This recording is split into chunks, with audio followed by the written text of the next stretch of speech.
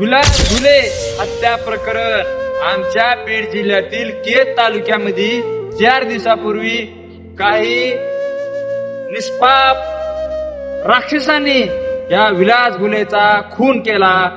तर मित्रांनो, मला बोलायचा मुद्दा काय माहिती का, मी एक कलाकार माणूस आहे, कलाकार तर आहेत, पण माजलगाव तालुक्यातील दैवत फाउंडेशनचा मी अध्यक्ष आहे.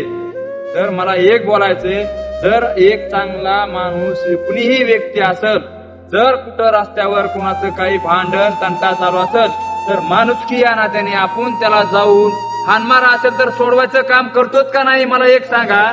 तर मित्रांनो, त्या हरामखोरांनी त्या विलास घुलेला तो फक्त भांडण सोडवा गेला होता आणि त्यांनी त्याची डायरेक्ट खूनच केला. हो, डायरेक्ट चाकूनच त्याचा खून केला. ही काय माणुसकी आहे का? आणि त्याच्या पाठीमाग त्याला पाठबळ देणारे खासदार आपले बजरंग बाप्पा सोनवणे आणि त्यांचे सुपुत्र. अहो, ही काय माणुसकी आहे का? अहो, हे खासदाराला शोभतंय का? हे जमणार नाही.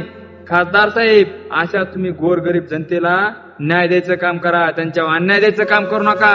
ही अतिशय चुकीची बाब आहे तुमची.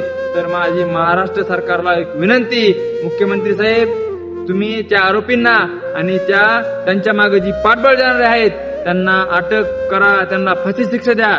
जो काय त्यांना क्रम लागू होते ती त्यांना देऊन टाका.